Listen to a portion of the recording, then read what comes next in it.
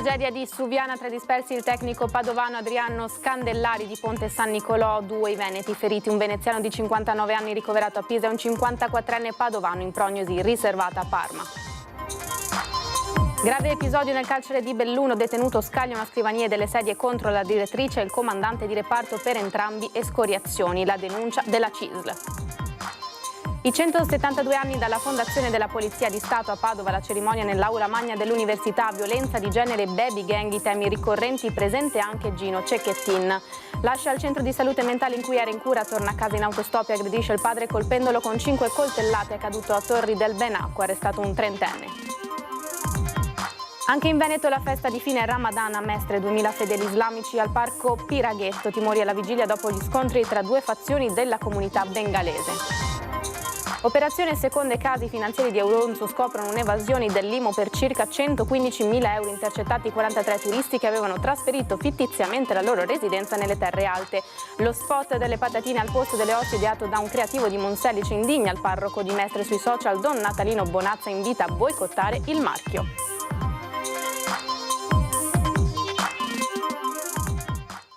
Buonasera, bentrovati e bentrovati. Edizione del Veneto dei telegiornali di Antenna 3. In primo piano la cronaca con la tragedia della centrale idroelettrica di Suviana. Tra i dispersi anche un padovano, 2 i veneti feriti. Sentiamo.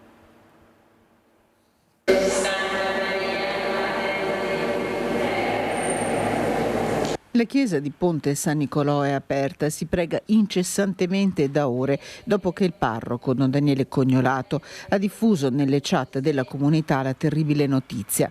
Tra i 4 dispersi dopo l'esplosione alla centrale idroelettrica a circa 40 metri di profondità sotto il livello dell'acqua del lago di Suviana c'è anche Adriano Scandellari, 57 anni, quadro di Enel Green Power, maestro del lavoro dal 2023.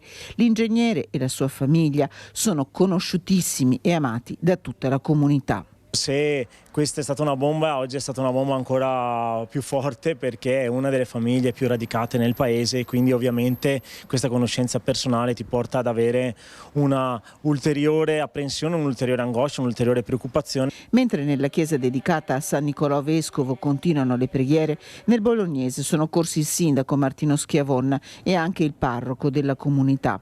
Nella casa di Ponte San Nicolò attendono notizie la moglie di Adriano Scandellari e le 2 figlie, sorrette dal pensiero di tutti. La chiesa è aperta apposta per chi vuole andare a pregare. Certo. Per la famiglia, per le figlie, per la moglie e per lui stesso. Nato e cresciuto a Ponte San Nicolò, Adriano Scandellari e la moglie sono molto attivi per la comunità. Una persona umile, così la descrive Enrico Rinuncini, a lungo sindaco del paese. Una persona a cui tutti vogliono bene e che tutti sperano di veder tornare a casa. È lotta contro il tempo per 100 vigili del fuoco impegnati a Suviana, tra di loro anche quelli arrivati da Vicenza e Venezia. Tra i 5 feriti 2 sono veneti, molto grave un 54enne padovano, Stefano Bellabona, tecnico di 90 padovana, ricoverato in prognosi riservata all'ospedale di Parma. L'uomo si trova in terapia intensiva con ustioni gravi sul 45% del corpo. Le sue condizioni sono critiche. Il bollettino emesso nel pomeriggio dai medici emiliani che lo stanno seguendo confermano le condizioni sono stabili nella loro gravità. Ed è ricoverato al reparto grandi ustioni di Pisa il veneziano rimasto ferito nell'esplosione. Che notizie vi stanno arrivando dall'Emilia Romagna? È un disastro, un grandissimo disastro per il numero delle persone coinvolte, per la dinamica dell'infortunio. 3 morti accertati, 5 feriti e 4 dispersi. Alla sede regionale del Veneto della CGIL si seguono con apprensione i tragici sviluppi dell'esplosione alla centrale idroelettrica di Enel Green Power nel Bolognese. Uno dei dispersi, Adriano Scandellari, è del padovano. Tra i feriti c'è il veneziano Sandro Busetto, 59enne, residente a Dorsoduro. Sembra l'unico dipendente diretto dell'Enel, anche se le notizie sono ancora frammentate, ma appunto molto spesso questi sono lavoratori che hanno delle specializzazioni e che quindi girano per l'Italia per portare questa. È ustionato, sembra ustionato grave, ma le notizie appunto sono ancora frammentate. Busetto è ricoverato nel reparto grandi ustioni dell'ospedale di Cisanello in provincia di Pisa. Credo che questo modello di sviluppo non sia più sostenibile e anche qua siamo di fronte a una situazione lavorativa di appalti, subappalti e subappalti, quindi c'è un tema più generale della sicurezza e francamente come sindacato, come CGIL non possiamo più sostenere il fatto che i morti nel lavoro siano casuali. I morti sul lavoro hanno delle responsabilità precise, vuol dire che manca la sicurezza, vuol dire sostanzialmente che manca la formazione, vuol dire che manca gli investimenti. Proprio per la sicurezza sul lavoro, CGIL e UIL hanno indetto da tempo 4 ore di sciopero per l'11 aprile, con un presidio che per l'area metropolitana di Venezia si terrà in via delle Industrie, di fronte alla sede di Confindustria. E stiamo lavorando per estendere a 8 ore lo sciopero di domani nel gruppo Enel. In tutte le province ci sono delle piazze che saranno piene di lavoratrici e lavoratori che dicono basta a queste stragi, che puntano agli infortuni zero, ma poi che appunto chiedono un cambiamento del modello di fare impresa e chiedono più equità e più valore al lavoro. Una tragedia che insomma sta scuotendo tutta Italia e anche il Veneto. Anche da Vicenza e Venezia infatti sono partiti i soccorritori. 4 sommozzatori Speleo Sub dei vigili del fuoco hanno raggiunto la notte scorsa la diga di Suviana nell'Appennino bolognese, nel comune di Camugnano, per partecipare alle attività di soccorso per l'incidente avvenuto ieri ai piani sotto il livello dell'acqua dell'impianto. Noi cambiamo argomento, tornano in piazza gli studenti padovani dopo le tensioni di ieri durante la votazione del Senato accademico che ha respinto la mozione anti-Israele.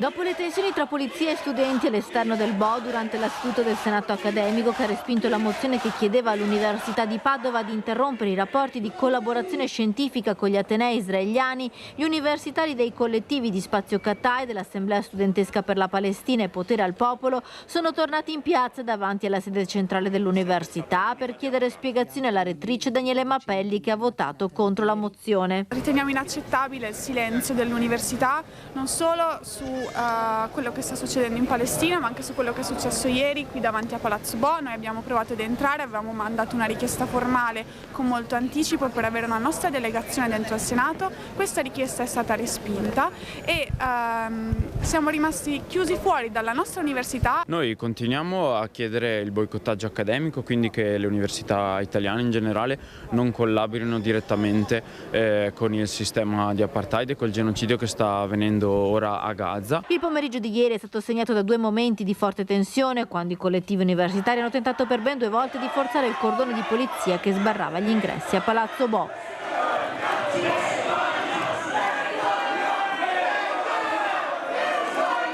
Vogliamo sapere chi è stato a richiedere la presenza della polizia così massiccia ieri durante il Senato accademico per tenere fuori studenti e studentesse. Per questo pretendiamo un incontro con la rettrice e delle dichiarazioni. Grave episodio accaduto ieri all'interno del carcere di Belluno, dove durante una contestazione disciplinare nella sala della biblioteca un detenuto di nazionalità italiana ha dapprima scagliato una scrivania, poi alcune sedie contro la direttrice Lara Rampin e il comandante di reparto. Entrambi sono rimasti quasi illesi, salvo delle escoriazioni ancora oggi visibili grazie al tempestivo intervento del personale in servizio. Il fatto è stato denunciato dalla segreteria territoriale della CISL, che parla di struttura obsoleta che non garantisce la sicurezza di operatori e detenuti. E noi torniamo a Padova però adesso per i 172 anni dalla fondazione della Polizia di Stato e la cerimonia nell'aula magna dell'università. La morte di Giulia Cecchettin, uno spartiacque che ha segnato profondamente le coscienze e che ha contribuito a far crescere il numero delle denunce. Nell'ultimo anno sono stati 681 i codici rossi attivati, provvedimento a sostegno delle donne. È questo il dato più eclatante diffuso dal questore di Padova, Marco Dorisio, durante la festa della polizia che si è svolta nell'aula magna di Palazzo Bo. Questo dato va interpretato in senso positivo, non vuol dire che c'è un aumento dei fenomeni, vuol dire che ciò che prima era sommerso un po' diciamo, la data spartiacque, appunto quella, no, del femminicidio di Giulia Cecchettin, quindi questa maggiore consapevolezza, grazie a Giulia c'è stata questa scossa e quindi è tutto ciò che prima rimaneva sommerso adesso emerge e va interpretato sicuramente in chiave positiva. 114 avvisi orali e 171 ammonimenti nei confronti di uomini violenti sono provvedimenti che servono a salvaguardare le donne e prevenire esiti devastanti come la morte di Giulia Cecchettin. Il papà Gino era presente oggi e insieme al questore ha premiato 2 poliziotti. È stato molto importante il messaggio che ha dato il questore, penso ci sia detto tutto lì, quindi bisogna prestare attenzione alle sue parole. E per me è stato veramente un piacere essere presente, non inaspettato, ma soprattutto è stato un piacere ascoltare il questore. Il caso di Giulia ha contribuito a sensibilizzare ulteriormente l'impegno delle forze dell'ordine nel contrasto alla violenza di genere. Questo di oggi è un riconoscimento. Abbiamo avuto prova oggi, quindi che l'impegno c'è ed è costante. Il papà di Giulia ha ascoltato, visibilmente commosso, la storia di una donna vittima di violenza seguita dalla squadra mobile di Padova, un video che ha raccontato l'impegno della polizia nel sostegno delle vittime di violenza. Ma l'impegno della polizia di Padova nell'ultimo anno si è concentrato anche nella repressione delle truffe agli anziani, sempre più frequenti e spietate, con trasfertisti che arrivano in città per derubare anziani indifesi. Cresce anche l'attenzione della polizia nei confronti delle baby gang e del cyberbullismo. L'elemento comune che purtroppo ogni volta si ripete è quello, no, dei social, cioè c'è una violenza che non ha un obiettivo, ma la violenza diventa strumento per realizzare il video appunto, no, violento, da costruirci subito una stories, da metterla in rete e rastrellare i cosiddetti likes.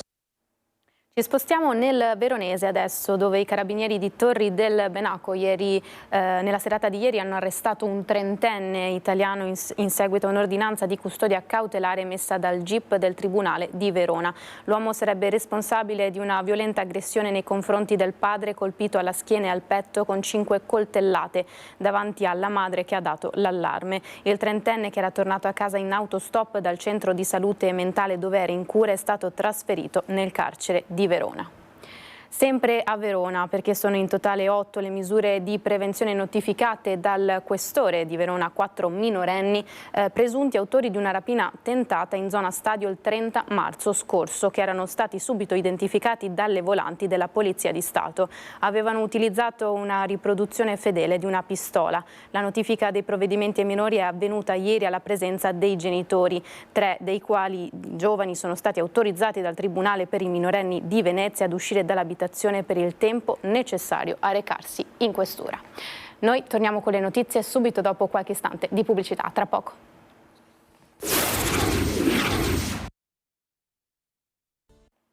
Rieccoci in diretta con l'edizione regionale dei nostri telegiornali. Continuiamo con le notizie, vi parliamo della festa di fine Ramadan a Mestre in circa 2000 persone. Vediamo il servizio di Filippo Fois.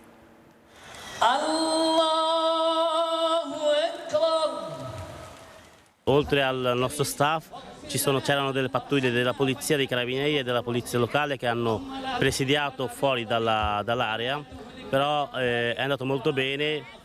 Noi immaginavamo che andava così, però comunque nel dubbio abbiamo cercato comunque di rafforzare un po' lo staff e abbiamo chiesto anche una mano alle forze dell'ordine che ci hanno supportato. I recenti scontri tra 2 fazioni della comunità bengalese di Mestre avevano creato qualche preoccupazione in vista della festa di fine Ramadan. Fino a qualche anno fa all'appuntamento partecipava qualche centinaio di fedeli. Oggi al Parco Piraghetto sono arrivati in almeno 2000. Prince Aulader è impegnato in prima persona non solo nell'organizzazione della festa, ma anche e soprattutto nel complesso percorso di integrazione della sua comunità. Ieri anche le 2 famiglie che erano coinvolti in queste aggressioni si sono ritrovati, hanno anche fatto delle foto, hanno pubblicato anche le loro foto insieme, quindi sembrerebbe tutto risolto. In Comune di Venezia vive la più grande comunità bengalese d'Italia dopo Roma, circa 10.000 persone. Da quanto tempo vive in Italia? Italia 14 anni. Che lavoro fa? Io lavoro in cantieri e io ho una saldatura. Dove vive? Marghera, Venezia Marghera. Come si trova qui a Marghera? Benissimo. Che lavoro fa? Io lavoro in un albergo di portiere da notte. Non solo per il Bangladesh, ma più in generale, il flusso di immigrazione straniera verso il comune di Venezia ha conosciuto un'autentica impennata negli ultimi anni. Un tempo brevissimo che si capisce avvicinando altre persone che si trovano al parco Piraghetto, studenti o impiegati nel turismo o nella cantieristica che ancora preferiscono esprimersi in inglese. Just now I live in Italy, in Mestre Venice. People like Italy is very good. Purtroppo quello che è successo nell'ultima settimana è un episodio molto grave, tanto che anche il nostro imam ha ribadito che questi comportamenti, questi modi, questi tipi di aggressioni che sono successi a Venezia non devono più ricapitare. Ci spostiamo nel bellunese, evasione all'IMU per circa 115.000 euro, l'operazione delle Fiamme Gialle di Auronzo. Le Fiamme Gialle presentano il conto ai proprietari di seconde case che avevano trasferito la residenza fra Auronzo e il Comelico per beneficiare di agevolazioni o esenzioni fiscali connesse all'abitazione principale. L'operazione è stata condotta dai finanzieri della tenenza di Auronzo con la collaborazione dei comuni. Devo dire che è una pratica che purtroppo è abbastanza abitudinaria, soprattutto nelle zone di interesse turistico, e devo dire che la provincia di Belluno non si sottrae a questo malcostume. 46 persone sono state individuate dalla Guardia di Finanza e dovranno restituire complessivamente un importo di 115.000 euro di IMU non versata sulla seconda casa. Controlli incrociati hanno consentito di smascherare l'inganno. Oltre a sopralluoghi e riscontri sui dati delle dichiarazioni fiscali, importante è stata la verifica dei consumi energetici contenuti nelle bollette. Un elemento in più che ci consente di provare che non vi è la residenza, insomma, vedendo appunto i consumi dell'elettricità che erano molto bassi durante tutto l'anno e che si concentravano soprattutto nei periodi di villeggiatura, insomma quello ci ha consentito di individuare i falsi residenti. I furbetti delle seconde case sono turisti che provengono da diverse parti d'Italia, chiosa il comandante Guarino. L'azione di controllo economico del territorio per il contrasto di fenomeni di evasione fiscale nel settore turistico immobiliare prosegue. Sta facendo discutere lo spot sulle patatine ideato da un creativo di Monselice. Sentiamo. Io ho il diritto di offendermi, ho tutto il diritto di offendermi e di andare direttamente dalla committenza che ha fatto questo prodotto, commissionato questo prodotto per puri interessi economici. Bene, io dico in pubblico, boicottiamole in tutti i modi, perché loro che fanno le cose per soldi è sui soldi che vanno colpiti. Questo è il loro divino quotidiano e io li contesto sui soldi. La pagheranno cara. Don Natalino Bonazza, parroco di San Giuseppe in Viale San Marco e vicario foraneo di Mestre, è durissimo sullo spot di una marca di patatine che ha come protagonisti sacerdoti e suore, spot nel quale il prodotto viene dato al posto dell'ostia. Un piglio che probabilmente vorrebbe essere ironico e che invece, secondo Don Natalino, è carente persino dal punto di vista creativo. È un prodotto vecchio, nato vecchio, perché si nutre di cliché da film di cassetta anni 70 alla Lino Banfi, per dirla tutta, perché non è inclusivo, dà un'immagine irrispettosa e denigratoria sia delle donne consacrate, giovani o mature che siano, sia del prete che è un rincitrullito, perché non sa distinguere particole da patatine, insomma una vera e propria presa in giro. L'ideatore dello spot, sul quale si è abbattuta tra l'altro la scure del comitato di controllo dell'Istituto di Autodisciplina Pubblicitaria, è un pubblicitario padovano. Hai avuto modo di parlare con dei suoi parrocchiani? Se questa pubblicità abbia destato simpatia o indignazione? Sono tutti schifati. Generalmente tutti schifati. Certo, poi c'è sempre l'intelligentone di turno che deve darmi la sua superiore interpretazione. Non mi cambia, cioè l'intelligentone di turno che deve comunque giustificare ciò che non è ammissibile, a livello di convivenza civile non è ammissibile. Lo lascio nelle sue convinzioni, non perdo tempo. Altrimenti farei pubblicità alla pubblicità, punto. Cambiamo argomento. Per i lavoratori che a causa della crisi delle loro aziende rischiano il licenziamento collettivo. Ora c'è una possibilità in più, è quella che propone la Regione con una serie di progetti che puntano a ricollocare queste persone. Sta diventando un modello veneto da esportare nel resto d'Italia. Sono le politiche per i lavoratori in cassa integrazione a rischio licenziamento dopo la crisi delle loro aziende e quindi con la possibilità che si parli di una procedura di licenziamento collettivo. Nel 2023 sono stati una decina i casi di aziende in questa situazione, con la punta più alta 101 lavoratori per la tessitura Monti, azienda tessile trevigiana. Siamo riusciti in questi anni, diciamo così, ad affinare gli strumenti e a dare le risposte giuste. Prima di tutto la presa in carico veloce delle imprese che sono in difficoltà.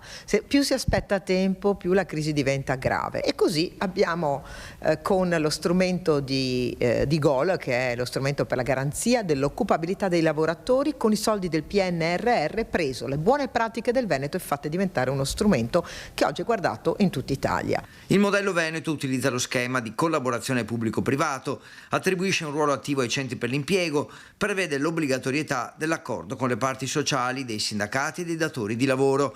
In totale 9 i progetti avviati per 400 persone. Le abbiamo formate, abbiamo capito di che cosa avevano bisogno e questo è servito anche per attrarre investitori.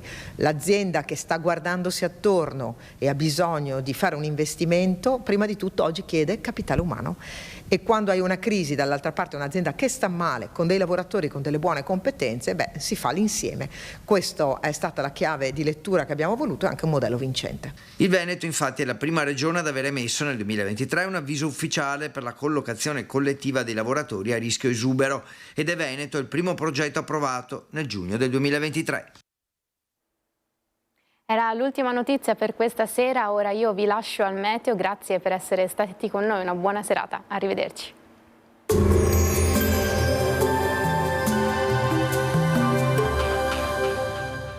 Cooperativa Agricola Volpago offre carni fresche e selezionate di prima qualità, senza uso di antibiotici, direttamente dagli allevamenti locali dei nostri soci allevatori. Bentrovati al meteo. La pressione atmosferica torna ad aumentare, tempo dunque stabile e clima decisamente di stampo primaverile. Vediamo il dettaglio di giovedì 11 aprile. Sul Veneto la giornata sarà contraddistinta dal bel tempo, tanto sole ovunque, come ci mostra la grafica, con cielo sereno o al massimo velato, non sono attese piogge. Temperature in contenuto aumento, minime tra 10 e 13 gradi, massime comprese tra 21 e 23 gradi all'incirca. Ci spostiamo ora sul Friuli Venezia Giulia. Anche in questo caso sarà piuttosto soleggiato, con cielo in prevalenza sereno, qualche addensamento qua e là, ma senza precipitazioni associate. Temperature minime tra 10 e 12 gradi, massime sui 21-23 gradi. Infine diamo uno sguardo alla situazione del Trentino Alto Adige. Poche novità dopo il dissolvimento di alcune nebbie mattutine, il tempo sarà ovunque decisamente soleggiato. Temperature minime sugli 8 gradi, massime intorno ai 24. Dal meteo di Antena 3 per ora è tutto, arrivederci al prossimo aggiornamento.